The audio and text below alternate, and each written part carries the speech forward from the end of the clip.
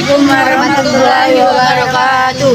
Kami dari kelompok 7 ingin menampilkan simpesin novel yang berjudul Ayat-Ayat Cinta.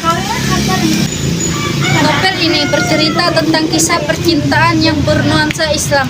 Cerita bermula dari seorang mahasiswa asal Indonesia bernama Fahri yang kuliah di Universitas Al-Azhar.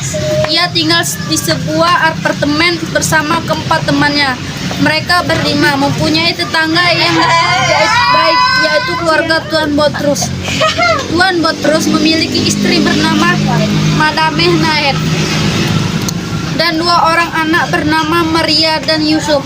Meskipun mereka adalah keluarga Kristen Koptik yang taat, namun Maria sang putri sulung memiliki kepribadian yang sangat unik.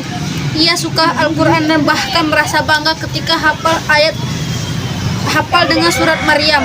Sementara itu, Fahri dan kawan-kawannya juga memiliki tetangga yang galak dan selalu bersikap kasar terhadap putrinya yang bernama Naura, yaitu Bahadur.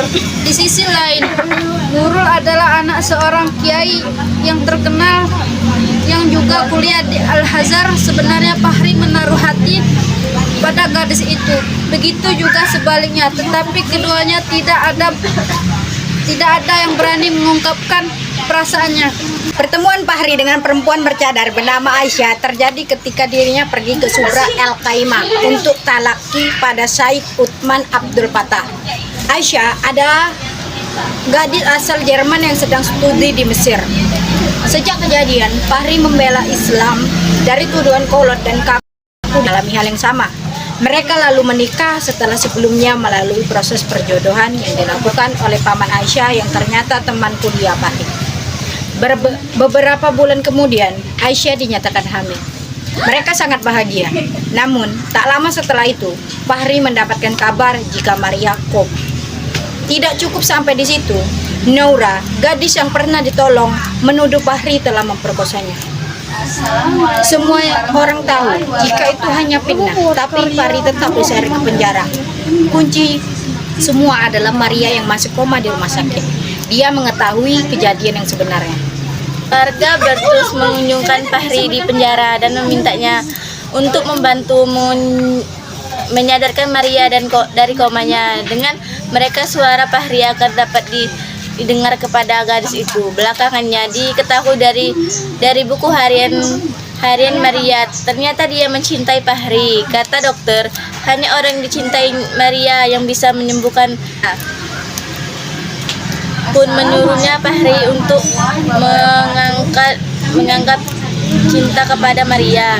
Awalnya Fahri tidak mau, setelah Aisyah mengingatkan. Akhirnya menikahlah Maria. Kemudian Maria sadar. Saat sidang menentukan dia, akhirnya sidang Maria hadir dan memberikan kesaksian dengan mengungkapkan kejadian yang sebenarnya. Setelah mengungkapkan kejadian hal tersebut, Maria pingsan dan langsung dilarikan ke rumah sakit. Fahri pun memenangkan persidangan. Bahadur yang terbukti bersalah dimasukkan di penjara. Begitu divonis bebas, Fahri dibawa ke rumah sakit yang sama dengan Maria untuk diperiksa. Sejak pingsan di persidangan, Maria belum sadar. Beberapa saat kemudian, Aisyah mendengar Maria mengigau kalau dirinya ingin masuk surga, tetapi tidak diperbolehkan.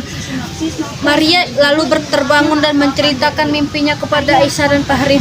Lalu dia minta diantarkan berudu.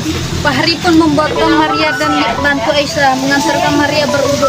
Setelah itu, Maria kembali dibaringkan di kamar rawatnya. Selesai mengucapkan sesuatu kepada Fahri, Maria melafalkan syahadat. Tak lama kemudian mata tertutup rapat dan menghembuskan napas terakhirnya.